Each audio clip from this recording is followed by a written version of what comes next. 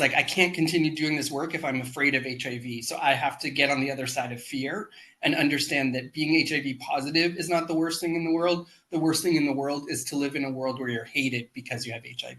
What up, outsiders? Today is World AIDS Day, and in commemoration of that, I am talking with my dear friend, Ted Kerr.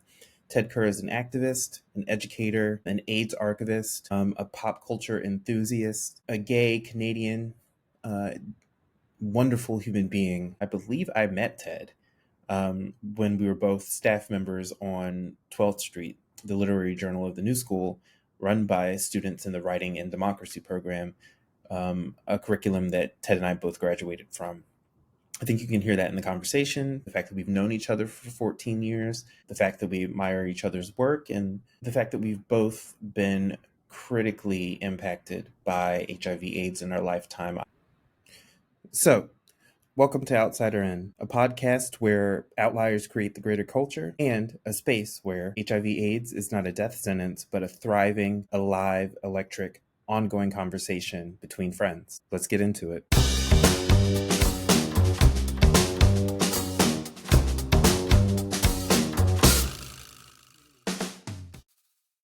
Hi, Ted. Hi, Ricky. Thanks for being on Outsider In. I don't know how you got into AIDS work. You local AIDS task force, Edmonton? Close, yes. Okay. As my friend, I guess what I would say is I lived in a northern-ish Canadian city, and I wanted to be part of questions and communities that were bigger than the house I grew up in on the west end of Edmonton. And HIV was both a way that I got to connect with the gay part of me, but also the part of me that felt like a global citizen. Like, I was born in 79, you were born in 82. I don't know how you learned about globalization, but I learned about it through HIV/AIDS. Like, I remember coming of age and there being this narrative of like, the face of AIDS is now African women, right? After my white gay face was the face for so long. And so it was a way to connect to who I understood myself to be, but also the wider world. So I started volunteering at HIV Edmonton. And by the time I started volunteering at HIV Edmonton in the early 2000s, life-saving medication was available for a lot of people in Edmonton, Alberta, Canada, who had healthcare, who had access to doctors that trusted them and listened to them. And so that means that the largest percentage of former HIV Edmonton clients, white gay men, had left the organization. And it was predominantly Indigenous people, trans people, people who inject drugs, people who are experiencing poverty and mental health issues. And so in walks this little precocious white gay boy who wants to be who wants to be of service. And they wouldn't say this isn't nice for me to say, but they're like, oh, we got a mascot. Because if you want to have a conversation with funders, what helps you if you want to have intergenerational conversations about HIV is to have a little blonde gay boy talk about what AIDS means to him. And so I got lots of amazing experiences really early because, you could say because of diversity, because I was a diversity hire eventually. That's so interesting. I mean, I guess I do think of you in several ways an outlier within the AIDS work community, but like never in that capacity. Like once poster child, now mascot, because outlier in the current demographic of people affected by the disease. That's incredible. And how old were you? I was in my early 20s. Early 20s, because I volunteered for a while, and then I was the volunteer coordinator because, they're going to pay me a lot less than they would pay someone that they actually interviewed and officially hired. And then because of that, and because I was already doing artwork, then I was the artist in red. Get that? Not artist in residence, artist in red ribbon. Yeah. As the artist in red, I became the de facto gay men's health worker too. Which was really interesting because what got me involved was the global aspect.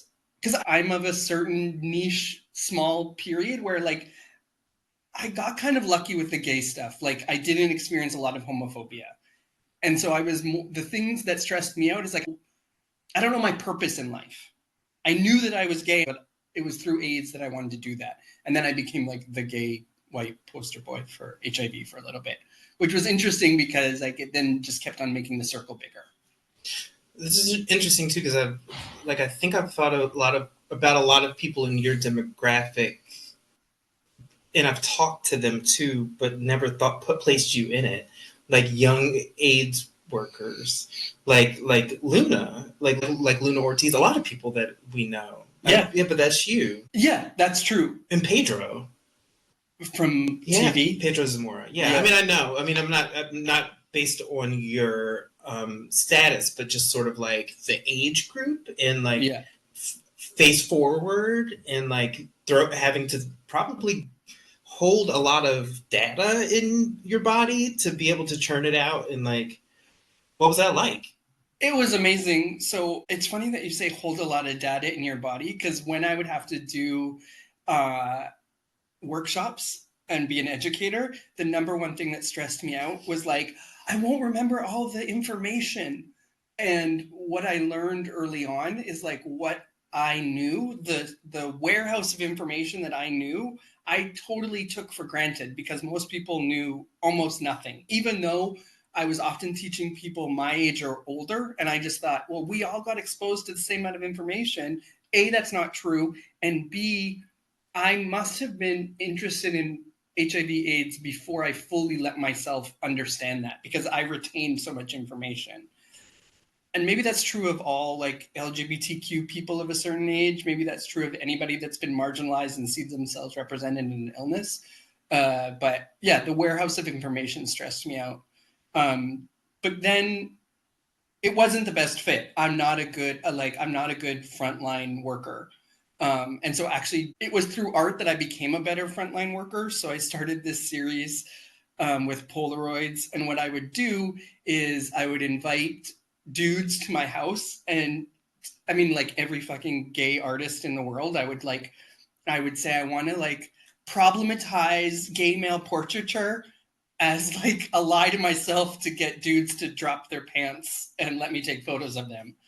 But what was interesting is like I would invite them over and we would spend the first hour, just getting to know each other, just talking, and I'd approach them either through like the Butt website or through Friend of Friends. Like Butt Magazine? Yeah, remember Butt Magazine had like and so we'd spend the first hour just getting to know each other. I'd make them tea, and almost always to the person, half an hour in, they would say something like, "Can I ask you a question?" And the room just shifted, and I knew that I had to go into educator mode, but like community educator mode or friend educator mode. And they would start to ask me questions about HIV. This is like 2005. So life-saving medication is about a decade in. There's no PrEP.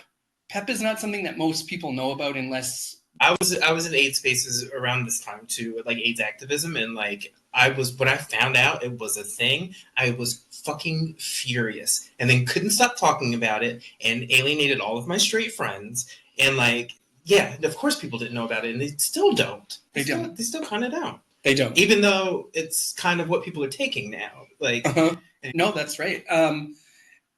And they just wanted a safe-ish place to ask all the questions, because like me, they were mainly around my age. We were in Canada. We all got pretty decent sex education. We were of the same age, so access to the internet wasn't that hard, so we could ask the internet questions.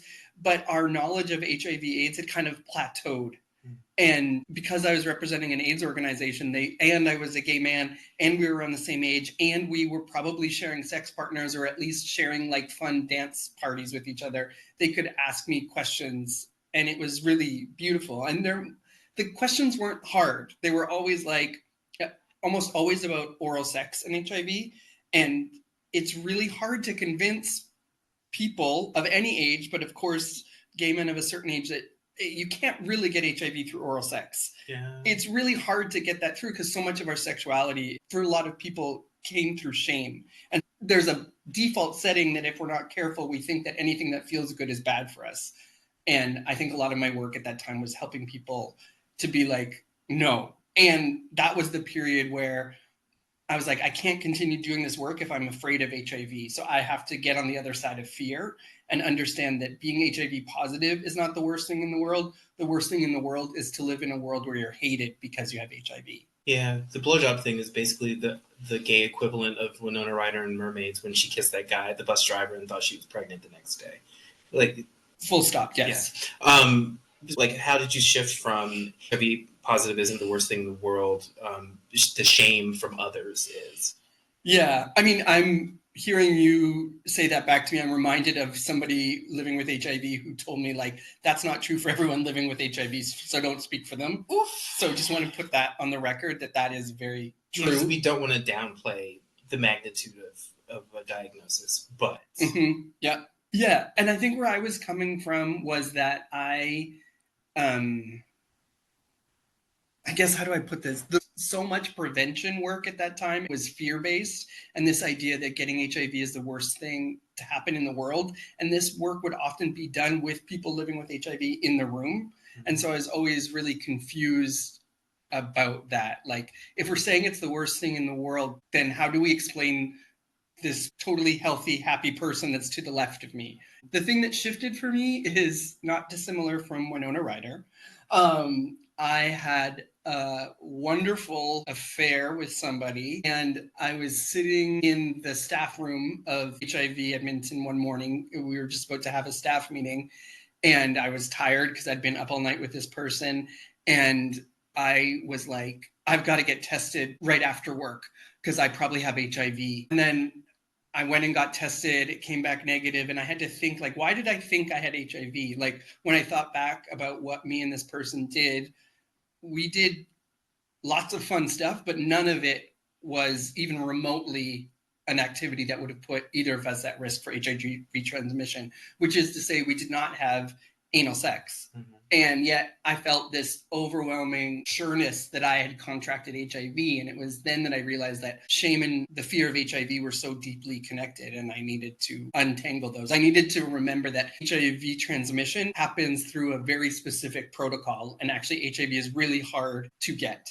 You need somebody living with HIV who does not have access to medication. You need a way for the virus to leave that person's body with no exposure to air. It needs to get into an HIV negative person's body who isn't on any sort of prevention medication or using any prevention tools, and it needs to get into them without using any air, right? And then it needs to replicate that. Even though there's 40 million people living with HIV on the earth right now, that's a lot of people. HIV, just want to say again, it's not that contagious. And so the more I kept the reality of transmission in mind, the easier it was for me to work through all the weird ways that I'd made HIV this other thing in my head. Like, it's just very trippy, that in between space between people where you're trying to figure out who has what. Yeah.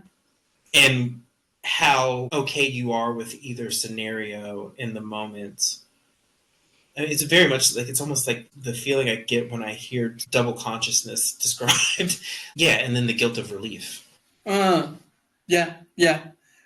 I mean, I have two stories that are helpful maybe. One is early when I was at HIV Edmonton and I was figuring out how to be an HIV negative person in the space, and how I knew that in any given room, I knew who had HIV and who didn't have HIV. And I knew that if everyone assumed it was a room full of HIV negative people, that the conversation would go a certain way.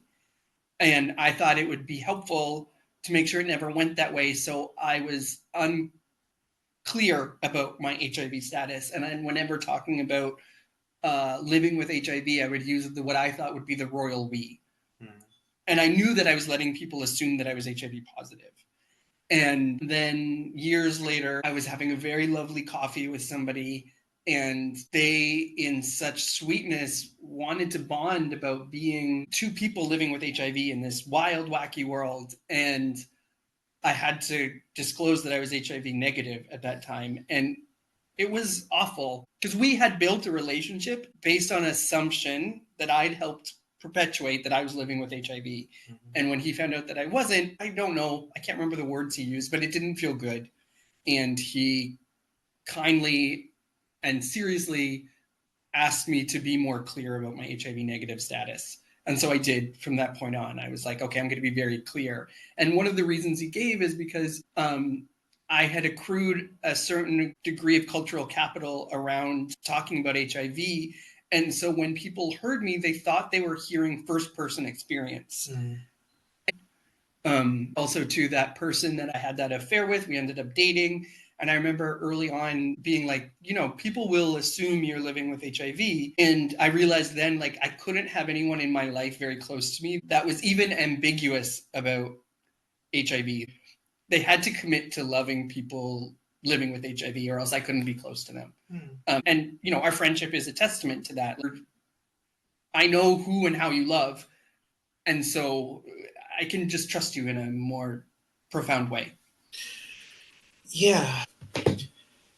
Let's talk about the evolution of talking about it. I've written about scenarios where I have brought up AIDS. Like, I watched a documentary on fucking PBS and, like, mentioned it at a party. I mean, I guess that's my problem. But, like, mentioned it at a party, and then someone goes, "You talk about AIDS all the time." And I was like, how much is all the time? Once tonight? Twice since I've known you? And then what's your aversion? But I think that's changed a little bit over time. Time and space might have changed that a bit. What's the evolution of it, like, of your conversations? Because you've had long discourses with folks about HIV. Your book is a conversation about HIV that sort of references decades. How has it evolved? Yeah, as literally a person who talks about AIDS all the time, I can track this. A party trick I used to do was at public events about important issues, I would always find a way to publicly weave HIV into the story. I think I know this about you. And I was seen as helpful and appreciated for that, and I felt valued for that. And that lasted for a long time because, as Alex and I talk about in our book, I was coming of age, you were coming of age during this period we call the second silence, where it's not to say that HIV wasn't still circulating, medical breakthroughs were happening, prevention breakthroughs were happening, people were being diagnosed, people were dying, people were thriving, art was being made, but it wasn't taking up the same space in public as it once had.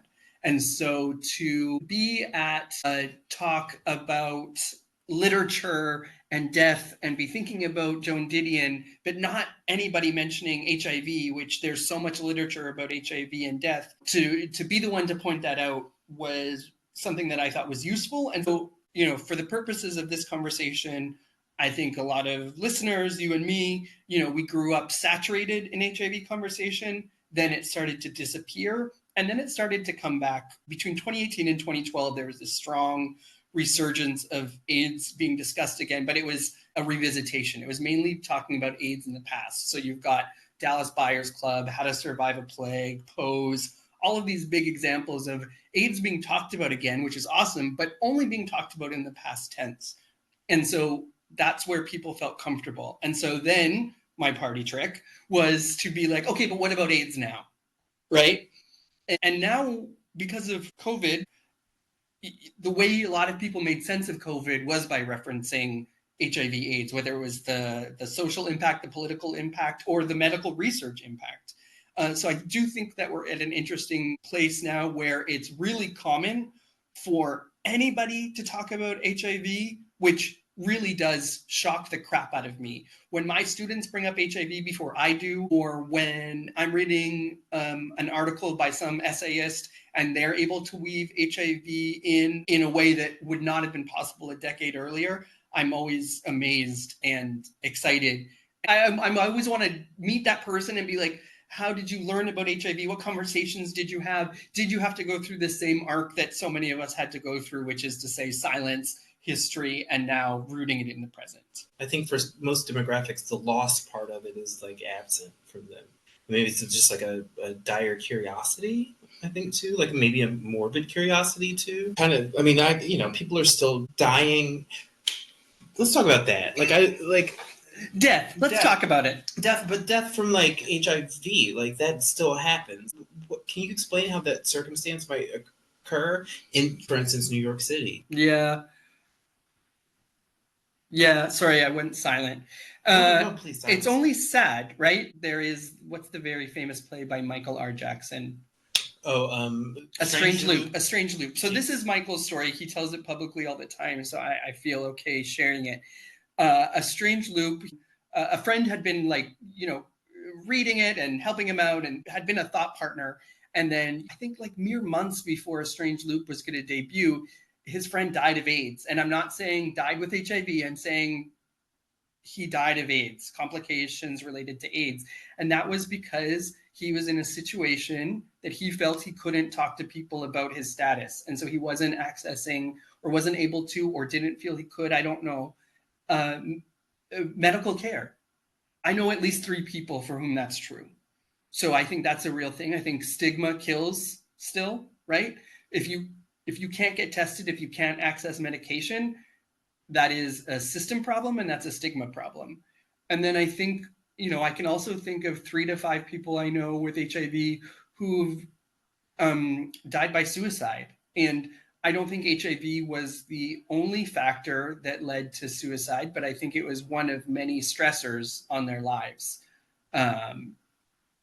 So people still do die of AIDS in New York City. And I think it's because of systemic failures and ongoing stigma. Stigma. Biblical, old as biblical as stigma. Yeah. Yeah, no, absolutely. And I think you've written about this, lots of people have talked about, to go back to double consciousness, W.E.B. Du Bois asks, how does it feel to be the problem, right? And if you don't have the time and space to answer the question and actually understand that question is not about the Black person, it's about the shitty white person who's making people feel bad, then you're going to think you're the problem, right? And AIDS is not the answer to that problem. It's not the answer to feeling that way, but we know that if you have stressors, lots of things happen, and an HIV transmission can be one of them. Mm-hmm. And that's just one of many things. And there's a sense among some people that they're just bound to get it anyway. Mm-hmm. And so they're just kind of waiting for the other shoe to drop. Yeah. HIV AIDS is one symptom of several that, if intersected, become the death of us, right? It's like drug use, lack of funding, HIV AIDS, colorism. How could you not be taken out, And to logically understand the dire implications of the source, the flimsiness of the source, to know that rationally isn't even enough. It's like a learned behavior that has to be felt to know that your worthiness is not based on the white gaze. It's a daily practice. Yeah. And I think there's a funny double entendre there, white gaze. Yes, the gaze of the white person, but also white LGBTQ folks who you may or may not want to have sex with, or who may or may not be dictating the social norms of the group.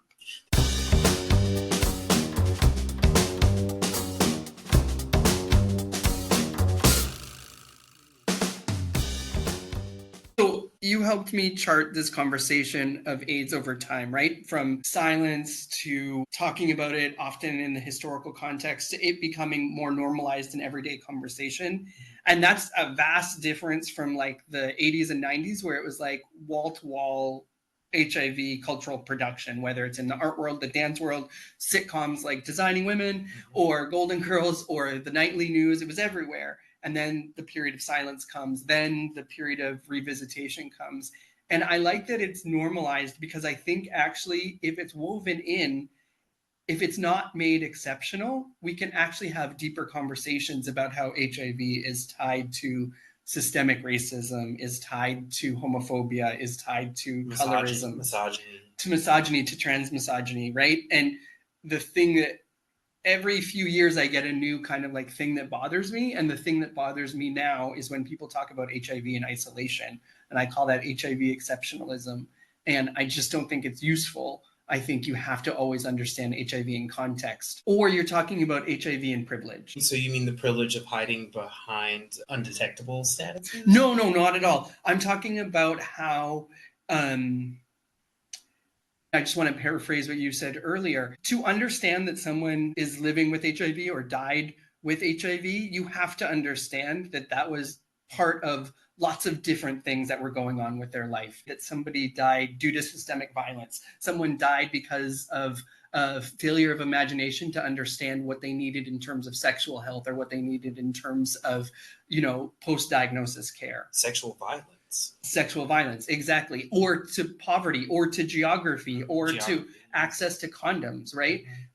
So, somebody like Freddie Mercury is like, now to a lot of the kids, if they know that he had HIV, that's like the number one thing they know about him, or David Wojnarowicz, or Keith Haring, and we've made them exceptional in that respect. But I'm curious also about someone like Magic Johnson, who I would say like almost normalized HIV into their life. We might have complex feelings about him as a figure, but it's interesting to me that for many people, weave together being a businessman, being a basketball legend, being a family man, and living with HIV. And yes, that creates tension, and he's not a perfect figure, but that's a different model that I'm excited to think about too. How can we also have people around where HIV is integrated into their lives? Again, he's a complex figure, but if it wasn't for Magic Johnson, the conversation would be way more dire. Yeah, and I've let go of some of my anger. I mean, just to catch people up, my aunt was diagnosed with HIV around the same time as Magic Johnson. She's not with us, he is. And I am in this room because of that anger, I mean, I've let go of a lot of it, but it's still, like, I want him so badly to talk about it.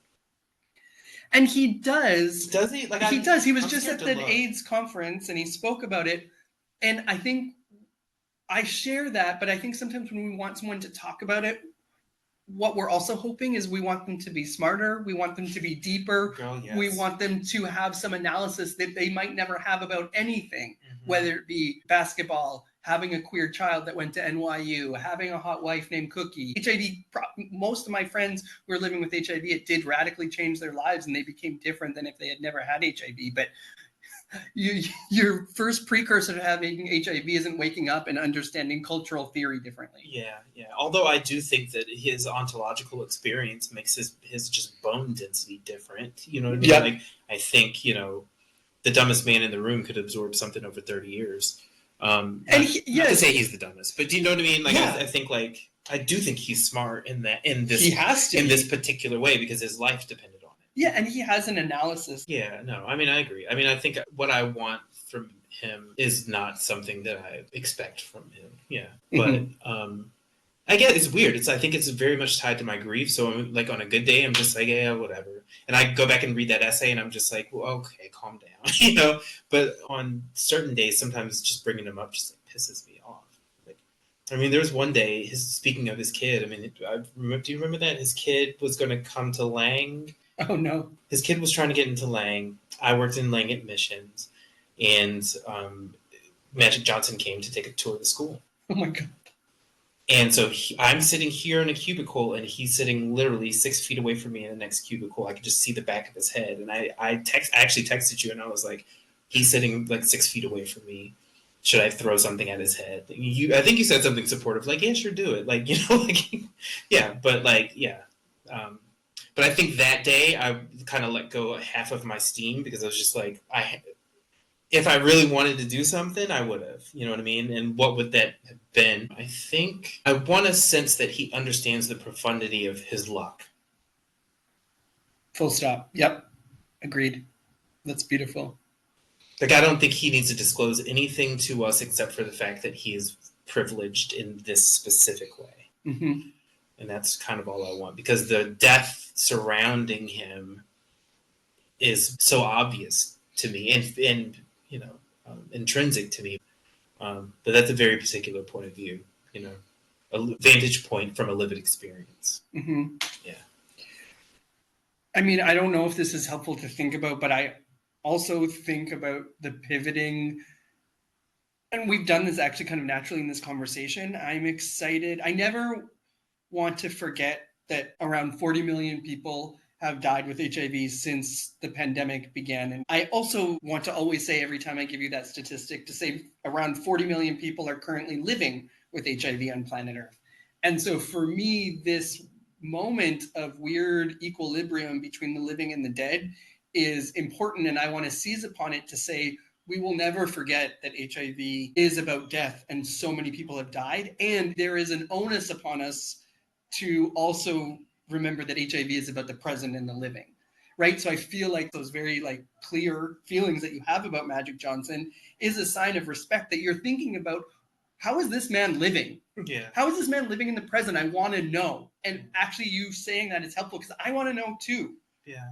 I want to know, and if it's great, I want to hear about it. If it's hard, especially if it's fucking hard, I want him to share that sometimes. That point, like, because at some point his remission, because essentially it's undetectable, but you know, the fucking guinea pig of it all, right? How did that feel to not have an answer for anybody else?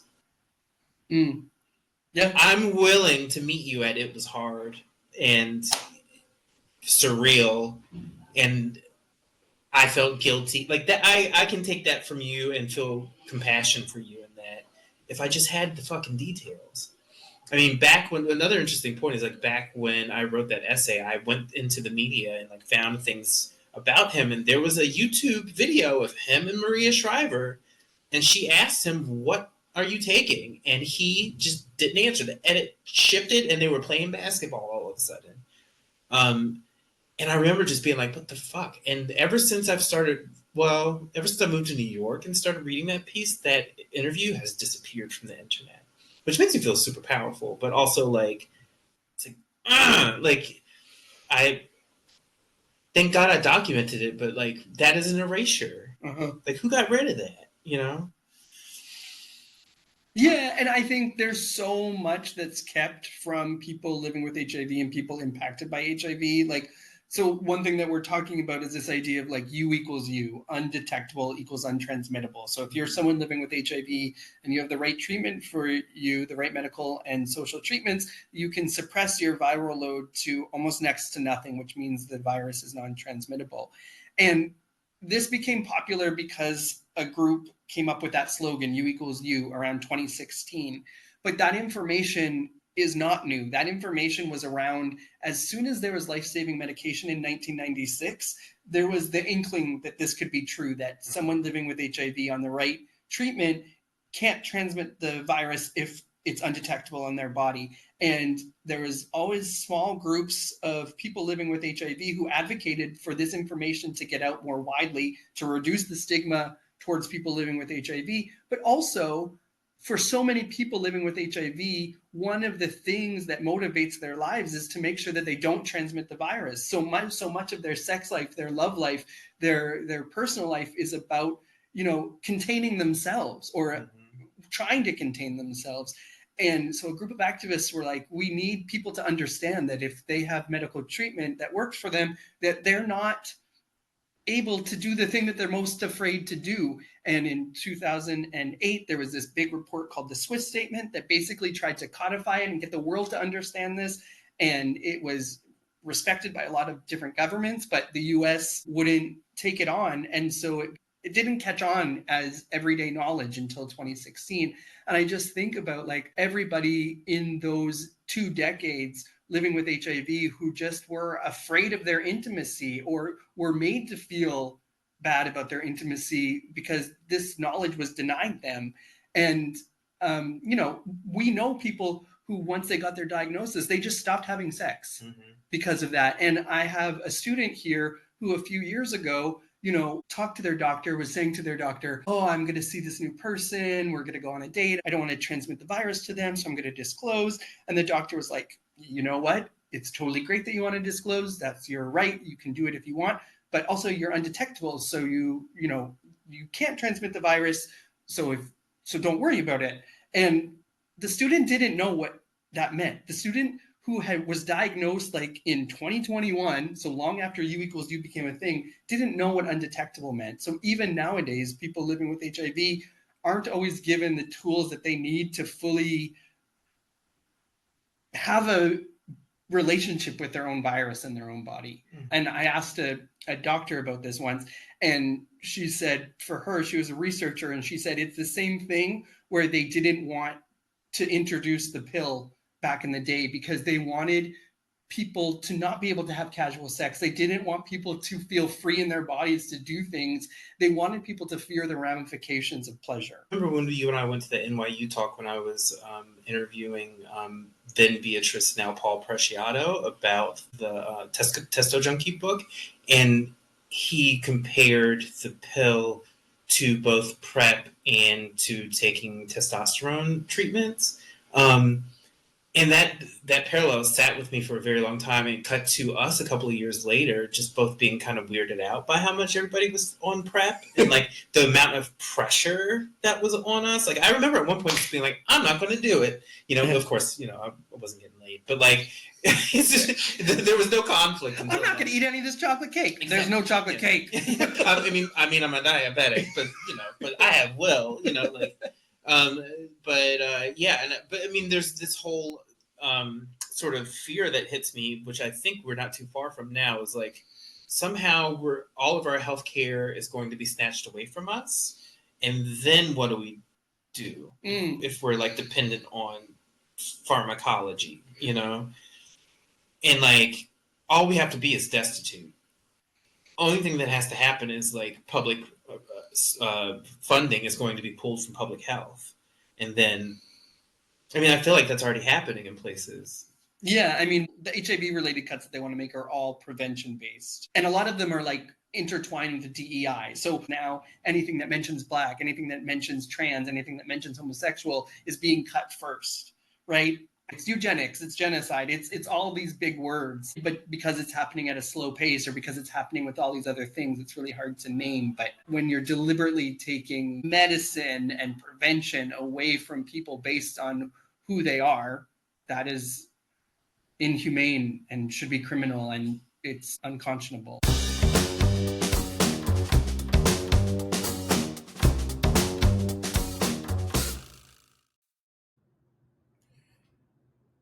So now it's time for the part of the show that we call House of Ultraviolet Walks, where we, the House of Ultraviolet, highlight a particular piece of literature or an author who impacts the ballroom community. Today, I chose a little bit of an unconventional one. It's something that I wrote, and it's not what you think. It's not in my book, and the category is.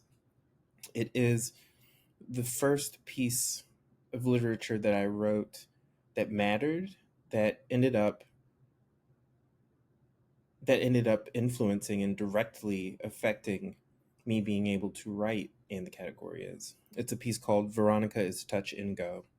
It's about my Aunt Ronnie, Veronica, Ronnie for short, and Magic Johnson, who was diagnosed with HIV AIDS around the same time as my aunt and is still alive, and she is not. I put my back into this piece, and it has taken me all over the world. The essay is sort of postmodern in its construction. From me being a little kid and her swooping into town. She was a queer New Yorker. It talks about her incarceration and how she got her diagnosis during that time. Delves into pop culture. So there's an interview with Oprah saying to a guest in this out of touch way, well, Magic Johnson is okay and he has HIV, so why aren't you? There's an interview with him and Maria Shriver where she asks what he's taking to stay alive and he doesn't disclose it. But this piece, it was therapy for me. It continues to affect people when I do live readings. And my aunt was the first person to show me Paris is Burning. And if it weren't for her, I wouldn't have written that essay, wouldn't have gotten into the new school, wouldn't have gone on to take Vogology, and wouldn't have written in the category is. So to my aunt, my sorely missed aunt, Veronica Denise Smith, Aunt Ronnie, we salute you and we honor you and we thank you for inspiring legendary literary realness. Let's get back to the show.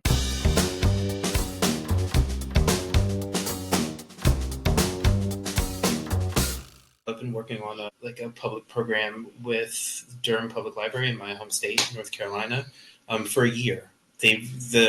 One of the programmers had read my book, was a fan, and had been working with me for a year to try to get me down there to do a reading.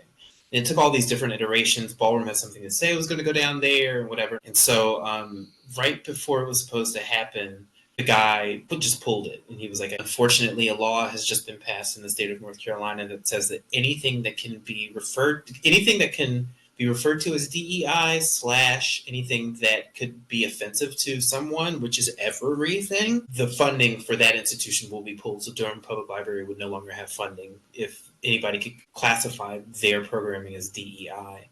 So he sent us that bill. I went and looked at the logistics of the bill, and you can be incarcerated if you are found to have put public funds from the library towards diversity. Anything that could be qualified as diversity. It's criminalized. Being different is criminalized. And the irony of that, of course, is like places like that is who needs like a gay ass programming to show up, right? Right. And what do you, I mean, okay, W.E.B. Du Bois is just in the room with us. Like, but you're not different. You're a human being. That's right. Right. Like you can't. I can't, and my livelihood. That is my livelihood. Like last year I did the math, and 20% of my income was public speaking, and that is the climate in my home state. Right.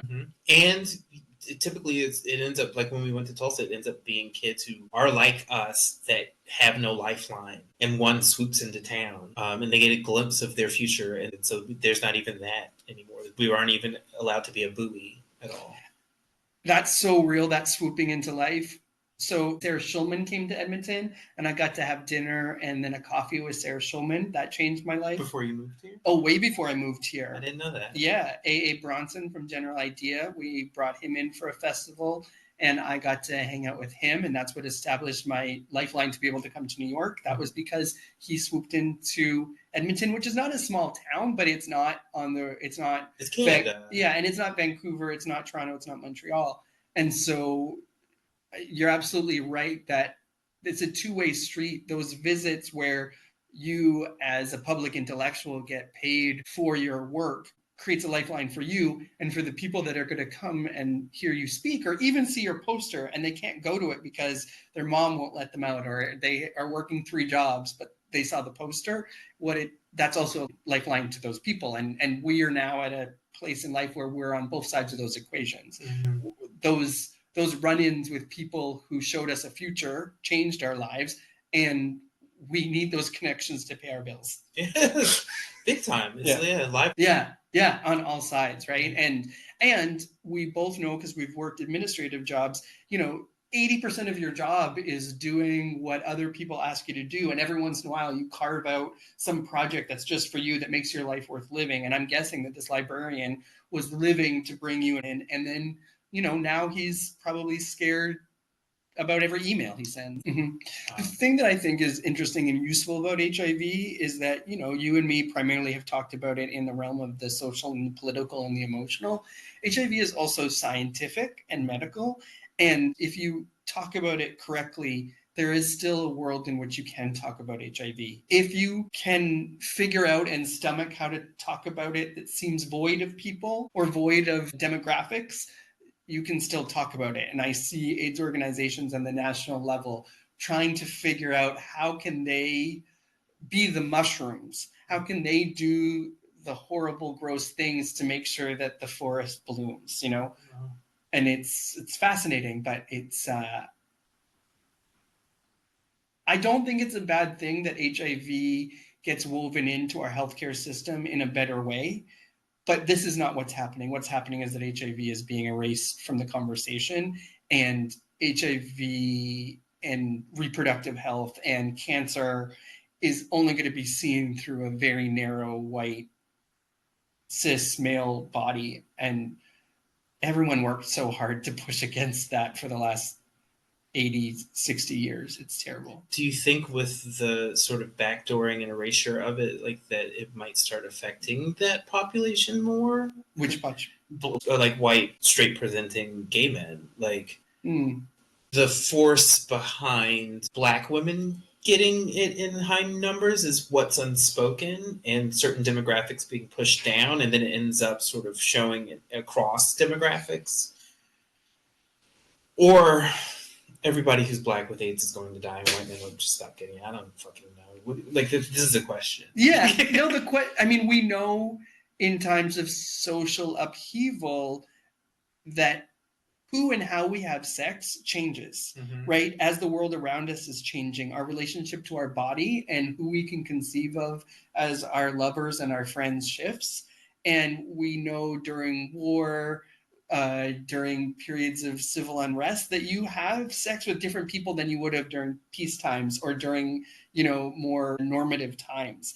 And we also know that people may perform racist on social media, and that usually means that they also perform racist in their sex lives while having sex with the people that they're being racist towards. Oh, big time. Right? And so segregation is real, and often some of the most integrated places are the most taboo, right? Whether that be where there's drugs, whether there's cruising, whether all of the above. And so the term I like to think about is the community viral load.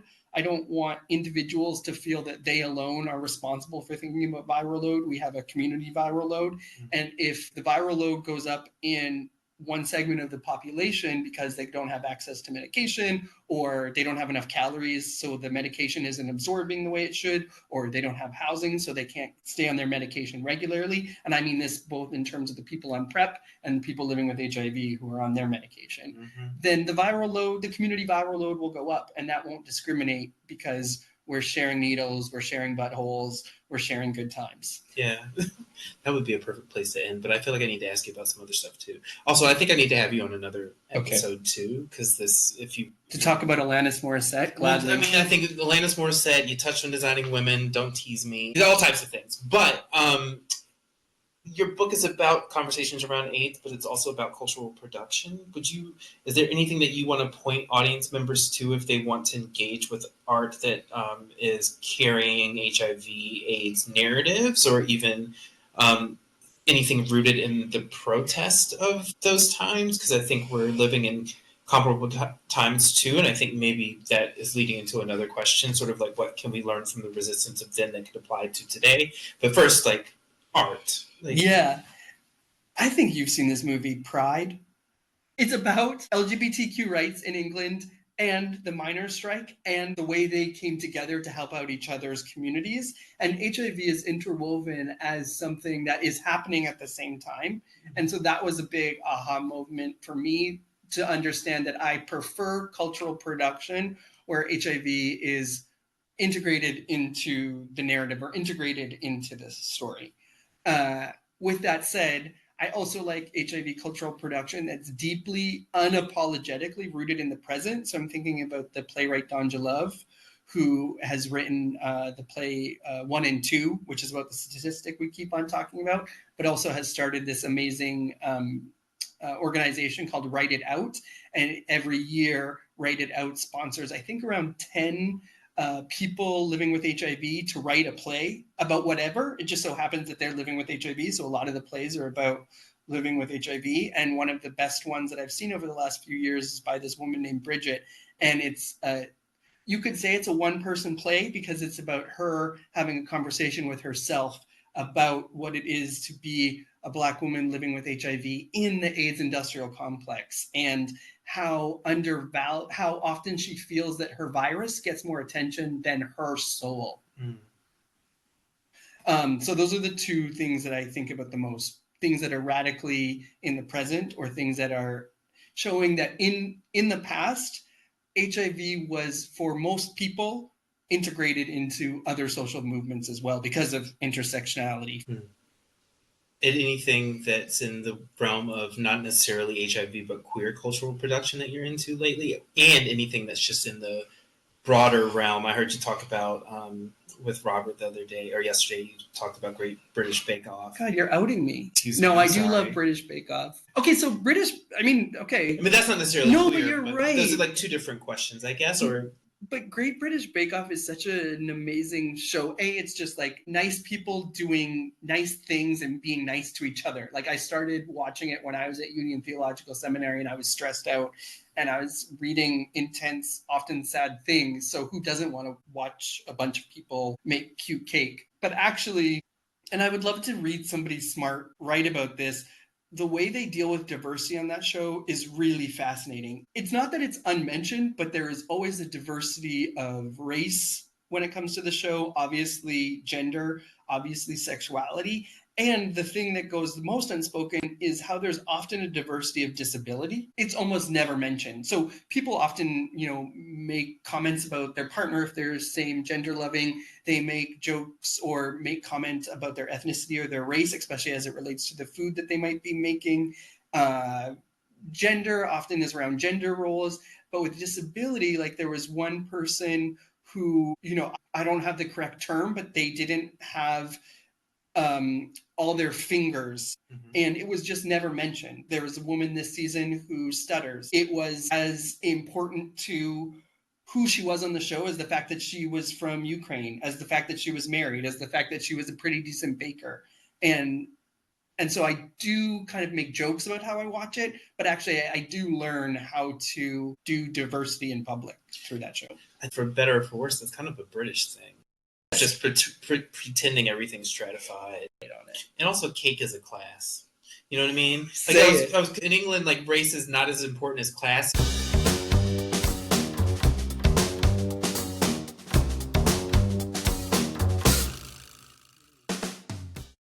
Okay, so now it's time for the part of the show where I ask the signature question. And the question is, what do you know or see about the world that you wish that everyone knew or saw? Oh, okay. This is a good question. Everybody wants to be asked a question. Not always in the most obvious way, hardly ever in public, but I truly believe that it is part of the human experience to need and want people to feel invested in you. And the way that we let people know that we care and we're curious, whether it's for a second or the rest of our lives, is by asking someone a real question. And not only asking the question, but also bearing witness to the response. That's wonderful. And that's something I know about you. Like you really clear space in an encounter and ask a really, really thoughtful question to everybody you talk to. Well, clearly so do you. You're hosting a podcast. Yeah, that's true. I mean, I guess, yeah. Yes. All right. Thank you, Ted. Thank you. All right.